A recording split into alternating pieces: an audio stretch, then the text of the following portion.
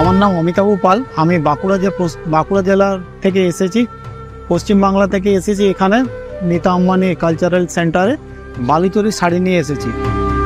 বাংলার রাজধানী মুর্শিদাবাদে নবাব মুর্শিদ কুলি খায়ের আমলে বালুচরী শাড়ি তৈরি হয়েছিল বেগমদের পরার জন্য।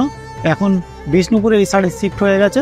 এই শাড়ির বৈশিষ্ট্য হচ্ছে এতে প্রত্যেক শাড়িতে একটা করে কাহিনী আছে, রামায়ণ, মহাভারত, শকুন্তলা।